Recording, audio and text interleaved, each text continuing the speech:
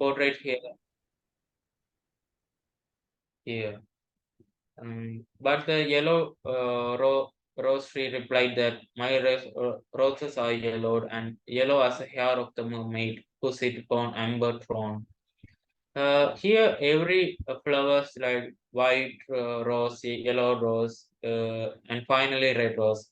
Also, compared to the real nature, which are uh, considered to be colorful in the world, like mermaids' hair and amber and feet of the dawn, raiders of the pants, corals, seem to be the colorful one in the universe and in the world, but these roses are even more colorful than other precious things in the world, and he compares it.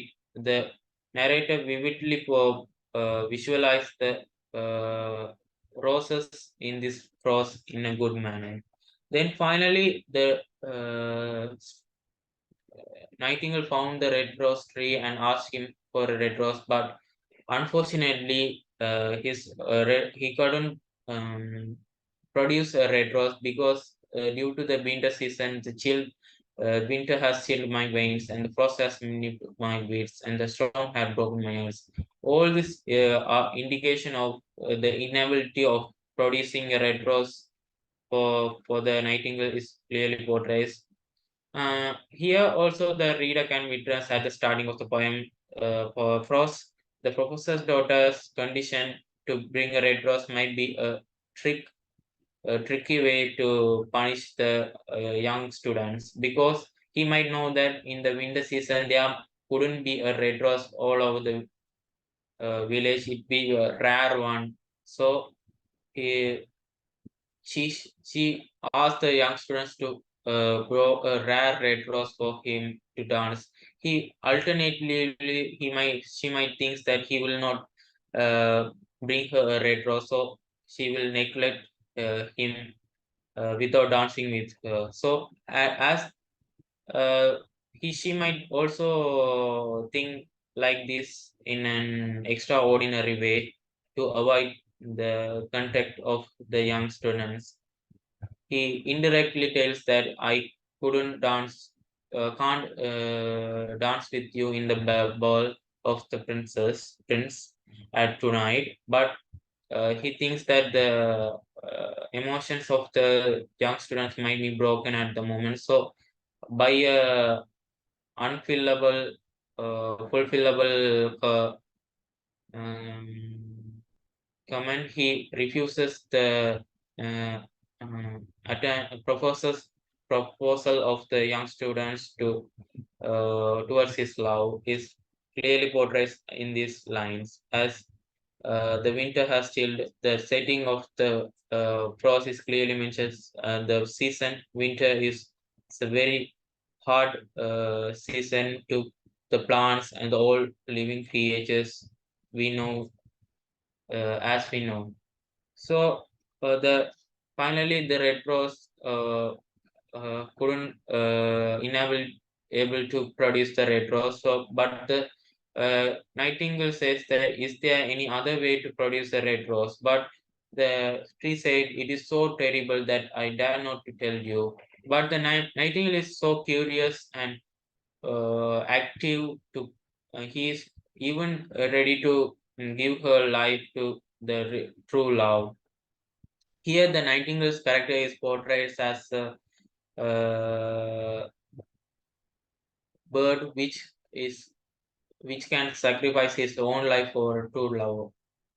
But then he tells that you must build up out of moonlight, stain your own heart's blood. Here, the blood is an indication, a symbol of death. So, in a figurative way, the tree asks his soul to produce a red rose for his own. But the tree might think that the nightingale won't agree to this process, but the nightingale there says that red is a great price to pay for a red rose. This utterances by the nightingale can be said as idiom as red creates an emotional conflict in the reader's mind, and a changing point or a climax of the process started to begin as the Nightingale is going to build up the uh, his red rose by the his own song music in the moonlight. So after that, the Nightingale went to his own oak tree nest, and thing for a young students who is still lying on the grass. And the oak tree asks the nightingale in a sad way to sing me the last song, as he know that the nightingale won't be come back as due to this tragic incident which is going to happen in the future. And the oak tree asks for the last songs, and the visual imagery is portrayed, and the olfactory imagery also portrayed as a frankincense. His breath is like a frankincense. Here also the readers is filled with tears in their eyes as the nightingale is going to fade his life in the tone of the producing a red rose for the just silly thing like materialistic love. Then he went to produce in the moonlight to the red rose tree, uh,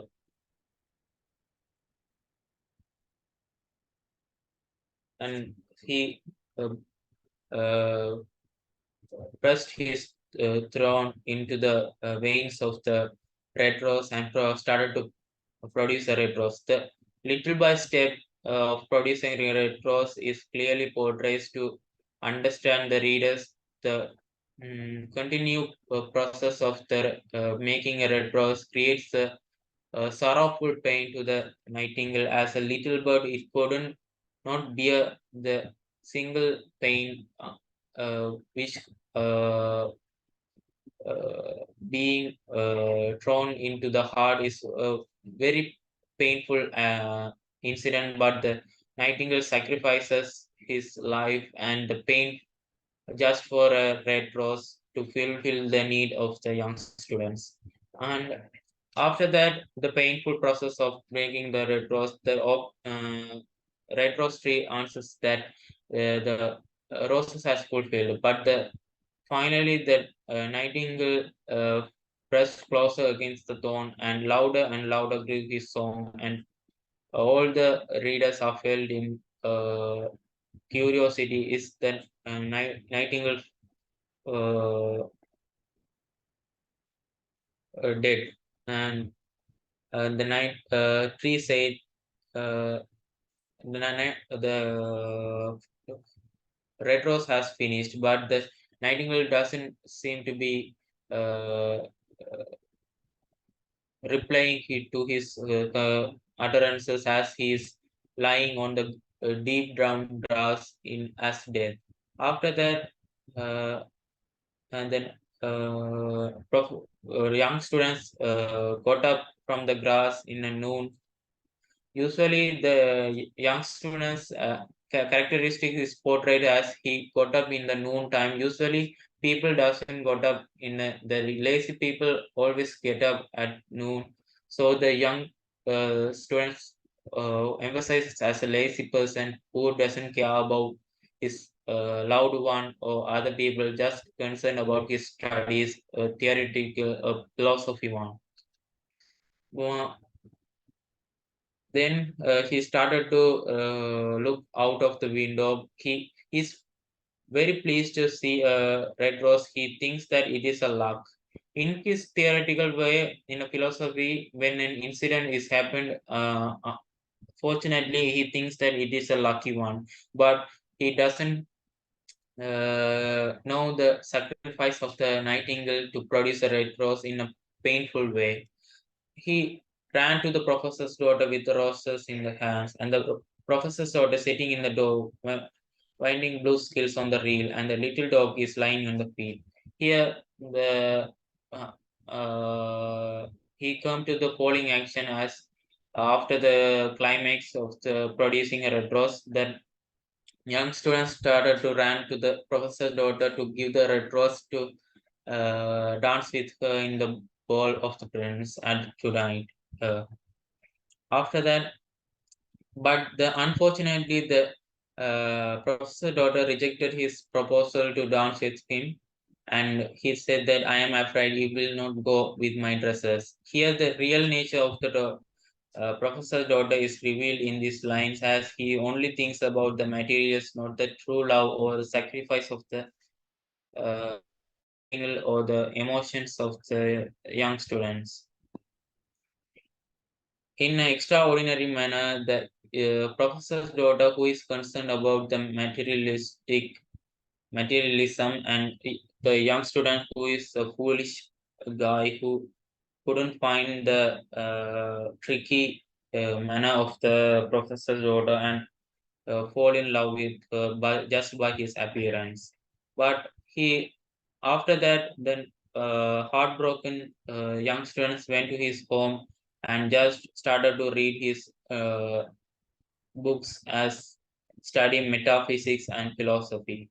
Even though at the starting of the prose, the young students seem to be have a true lover towards the professor's daughter. At the last, he just rejected all his approval by to dance with the professor's daughter and says that it what a silly thing love is, and he thinks that it is not half useful as logic, and it doesn't prove anything. It is always telling one thing that are not going to happen. Here, in the perspective of the young students, love is a silly thing and it is not useful as logic. But in a Nightingale's perspective, it is the whole sacrifice, and he even buried his life for the true love. And in his perspective, love is the and can't be worth more than emeralds or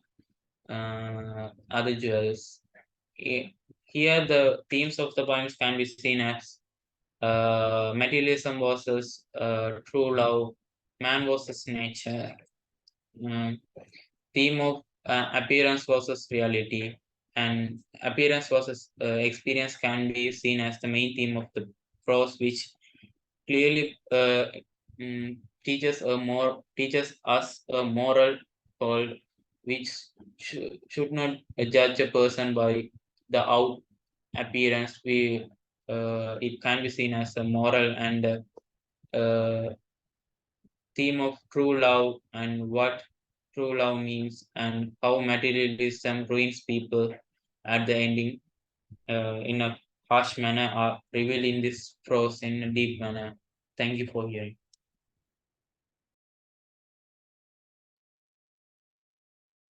Thank you, Bani, for your wonderful presentation. Next, I would like to call Devihan to talk on this topic.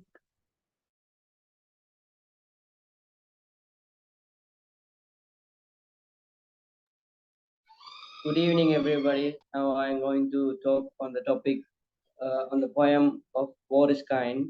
The poem War is Kind was written by the by the English war reporter and poet novelist Stephen Crane, and he was he is a man who experienced the war by in a close range, and even though he is not involved directly into the war, he was the as he was the war reporter. He showed every emotions and every actions in his uh, poems and proses and novels. So his poems and proses got international recognition. And when he was living in his 30s, and he died in tuberculosis. And let's look at the poem. In the first stanza, the poet addresses a maiden, a young woman whose lover was a soldier who fought in the battlefield, and he was killed in action. The poet asks the young woman, not to weep and about her lover's death, because the war is kind. Is war truly kind? Actually, it's not.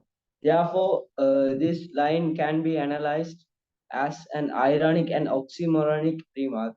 The request made by the poet from the young woman is the exact opposite, and the two ideas are contradictory.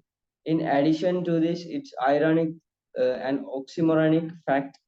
The poet personifies the war as somebody kind, and on the other hand, the poet has satirical attitude towards the war as well. And after the poet brings out visual image of the maiden's lover who was in a battlefield. Accordingly, the maiden's lover fell off his horse, throwing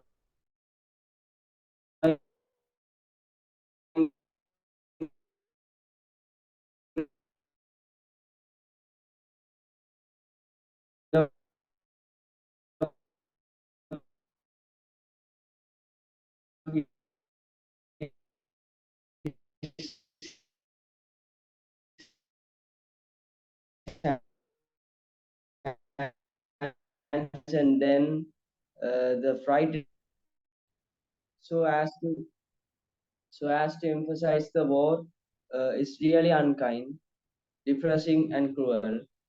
And when we look at the next stanza, in this stanza, we can get both visual and auditory imagery about a horrible battlefield with the sound of guns and drums. In the past, drums and other military instruments were played by the regiment to encourage the soldiers and boost their morale uh, in the battlefield. And the metaphor Little Soul suggests that the soldiers who fight in the battlefield are young and they have the thirst for fighting. And it also suggests that the little soul, the metaphor little soul, downgrades the soldiers as fighting machines or battling machines who are programmed to fight by their higher officials. It is true that the young men uh, have a strong desire to join the army and fight in the war because of their love for adventures and enthusiasm. And the young football player in the Wilfred Owen's poem, Disabled, was also tempted to enlist the army because of the smart military uniform and heroism. And young soldiers are given tough military exercises during their training period, such as target shooting, crawling through the broad fire, mud pits and trenches, and etc. Thus, drilling means physical exercises uh, given to a soldier to prepare him for the upcoming war. However, in spite of their tough training, they faced death in a war. It is ironic. Further, the war drill in the third line can be interpreted as the soldiers' military role in the battlefield as war machines, and that they have no idea or any other purpose in life than to die. Thus, the poem mocks the soldiers who have thirst for fighting. And the poet employs a very sarcastic statement in the fourth line in the stanza: unexplained glory flies. And the poet comments it as a misconstrued and misunderstood glory of the war.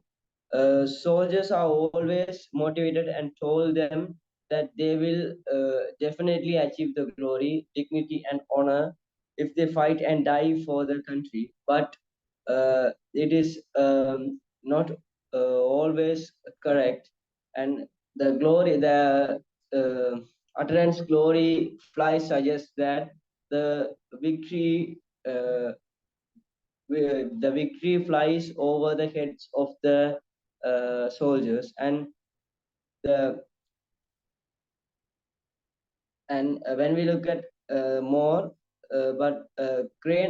Stephen Crane ironically points out that there's no glory in dying in war or no glory in being a soldier, and though so-called glory of the war is tortured uh, to impressionable young men, can never really be explained to them.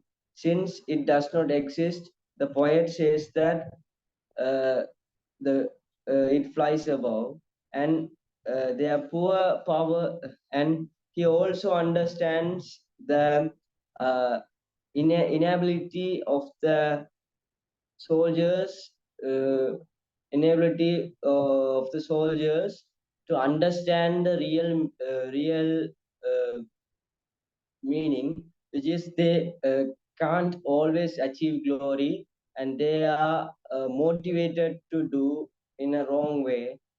And uh, in the last line, the poet is very sarcastical about the greatness of the battle, God and his kingdom. And here the word great seems to be uh, uh, a homonym for great, which means shredding of the bodies of the soldiers into small pieces and falling a shower of bullets and shells on them. The battle god may be the Mars, the Roman god of war, but it is ironic that greatness of the battle god and kingdom is no more when it becomes lost in the battlefield. And here, uh, when we look at the next stanza, here the irony of the end of the previous stanza continues through the enchantment, and that the god's kingdom has turned to a field where 1,000 corpses lie. After this death image, the refrain appears with an incremental repetition. So, in this stanza, the poet addresses a babe and requests her not to cry for the war again. Uh, and he also emphasizes that war is kind. Again, the poet sarcastically and ironically reveals that the babe's father was killed to yellow trenches, and he faced his death in a horrible and horrendous manner. And a visual image is given in this regarded as trembled in the yellow trenches, raged at his breast, gulped and died. In the color image, yellow trenches, yellow color is usually associated with illness and death. Here, it may be the unpleasant and untidy condition of the trenches, raged at his breath, suggest how the dying of the soldier grasped and injured and suffocated chest. Gulp suggests how he took his final breath, which led him to death. And the poet concludes this stanza by reiterating his request even from the babe not to weep and words kind, but it should be understood ironically. And in the last line of this stanza, the poet is more uh,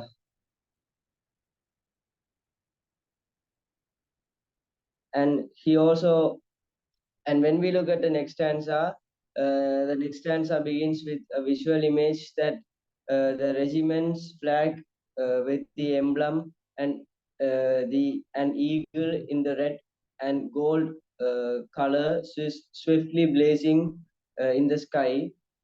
It suggests that the flag is shining in the air brightly. Again, the third line repeats the role of the soldier as a war machine by uh, practicing drilling and killing but the ultimate result is a horrible death. According to the last two lines of this stanza, by whom are they pointed out and made it plain about the virtue of slaughter and the excellence of killing. It is the duty and the responsibility of those who wield the war machines, such as the drill sergeant of the high rank army commanders. Their aim is to achieve the victory by killing and slaughtering their own soldiers, even though they are own soldiers. And we have to clarify the meaning of these two phrases: the virtue of slaughter and the excellence of killing. Is slaughter truly virtuous? Is really killing excellent? The poet juxtaposed the two opposing words, virtue of slaughter, and one brings out a positive sense, and the other gives a negative sense. In the same way, excellence is a positive term and killing is a negative term. And it is obvious that the poet has employed the literary technique paradox in both lines. A paradox is a statement or a phrase that seems to contradict itself or appears absurd with common sense, but it still contains some real truth. When analyzing the phrases of the last two lines, we can prove that they are paradoxical. From the eyes of the uh, beloveds of the war victims, they feel that the battlefield is really a slaughterhouse, as Wilfred Owen points out in his sonnet anthem for doomed youth. Nevertheless, it is a virtue uh, and excellence of the for the people like military commanders to slaughter the enemies in the battlefield horribly. And the irony of this paradox is that they are insensitive to the killings of their own soldiers by their opponents. And the poet also shows his critical attitude towards the military officers for their insensitive and irresponsible war mentality, and they are using their power and uh, their power in a wrong manner. And when we look at the last stanza, uh, it shows the consequences of the war mentality of the military commanders, and the futility of the war are repeated again in the first line of this stanza through the visual and the death imagery of a son, uh, death imagery of lying 1,000 corpse die on the war field, and uh,